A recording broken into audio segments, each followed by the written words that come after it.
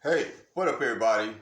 Yup, I gotta, this is news, not pleasant news, just something that some of you should be aware of. All right, listen. Before I get started, go ahead, hit the subscribe button, hit the notification bell so that you get all the videos and updates as they come along. All right. Hey, okay, so this is a tweet that came off of a couple of people. Look on the thumbnail for this video, and you'll see there at the bottom the two sources that this was tweeted from. They actually have a audio of the young lady Tara Meade. She's a senatorial staffer. I said she's a senatorial staffer for Joe Biden in the '90s. And she gives a very detailed graphic account of her encounter with Joe Biden, in which, as you see here, I quoted her, in which he forced her to the wall, slid his hands up her dress, and penetrated her with his fingers. So now this was her actual quote, and I heard the actual audio from her from her account of the event. So, you want to think about stuff like, okay, so, you know, first of all, most of us aren't really that surprised.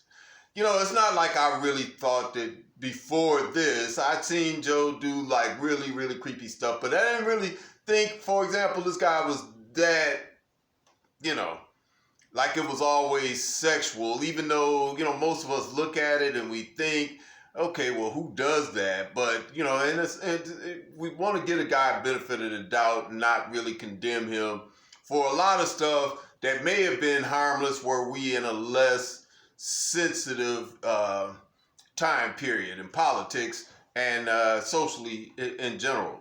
So we see, we hear this video. If you heard the actual audio, and I'm thinking you could probably catch it if you go to the thumbnail and actually go to those Twitter accounts, because I heard it from another YouTuber who had the full audio of the interview of the staffer. Now, is this going to evolve into a full out account? Or is this now a legal charge? Could this be something like another Harvey Weinstein case? We don't want to believe that it could actually go that far. And personally, my real opinion about most of these ancient, this is 27 years ago. A 27-year-old, he said, she said. Now, the only thing I say that is really dramatically different in these accounts here is that this one is extremely detailed. It sounds really believable. Now, that said, why is it 27 years that you decide to bring this up against Joe Biden? Why? Because he's about to be president? Well, he was about to be vice president 12 years ago, and it didn't seem to matter at that point.